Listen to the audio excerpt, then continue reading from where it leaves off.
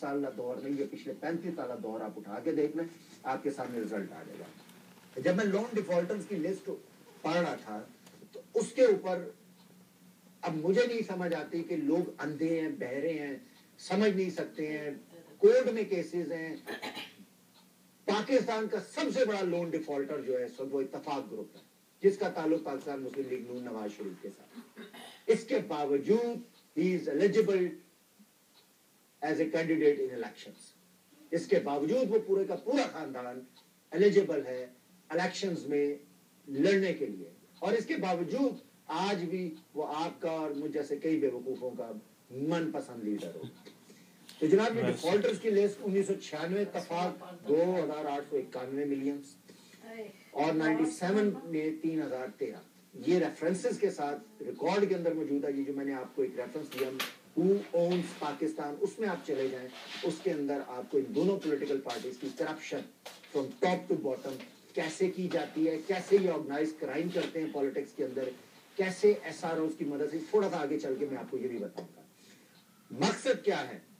मकसद ये है कि अब इलेक्शन आने वाले हैं, मुझे और आपको अपने आंखें, अपने दिल और दिमाग पर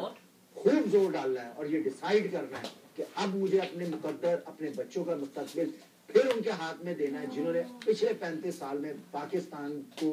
कुछ भी नहीं दिया। हम जमीन में गड़ गए लेकिन वो आसमान की बुलंदियों को छू गए। कितना फर्क है कि पाकिस्तान के वो ठेकेदार जो 35 साल से ये बात क्लेम करते आए हैं कि हम पाकिस्तान की तरक्की और खुशहाली के लिए बड़े बड़े प्रोग्राम्स आपको देंगे, वो कुछ भी ना कर सके।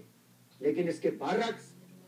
बरक्स पाकिस्तानी आवाम जमीन के अंदर चली गई, कफन महंगा, जमीन महंगी, कब्र महंगी, जिंदगी की हर सहूलत महंगी। लेकिन आज का वो अमीरजादा लीडर जो एक महीने में 2-2, 3-3 इंटरनेशनल ट्रिप्स करता है, लेकिन उसके लिए कोई मसला नहीं है।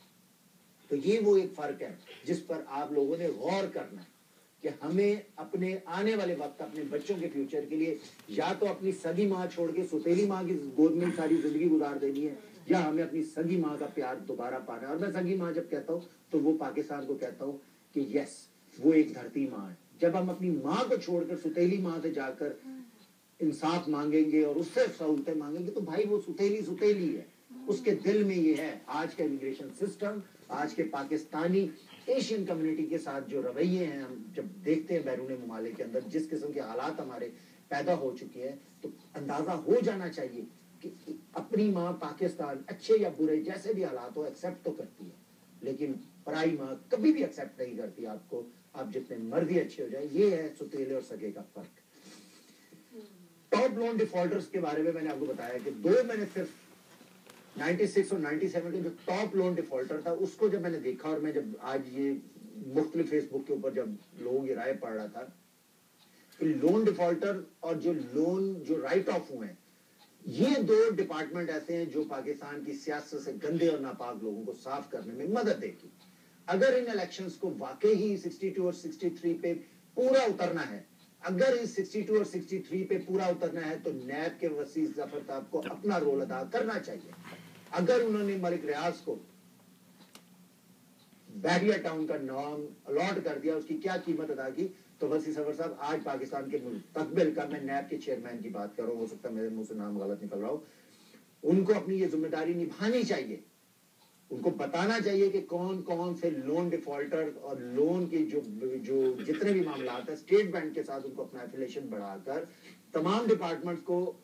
इकट्ठा होकर एफबीआर जो कि कभी सीबीआर था, जो कि इस क्राइम के अंदर बहुत बड़ा रोल है हमारे central board of revenue FBR की मैं बात करूं जो मौजूदा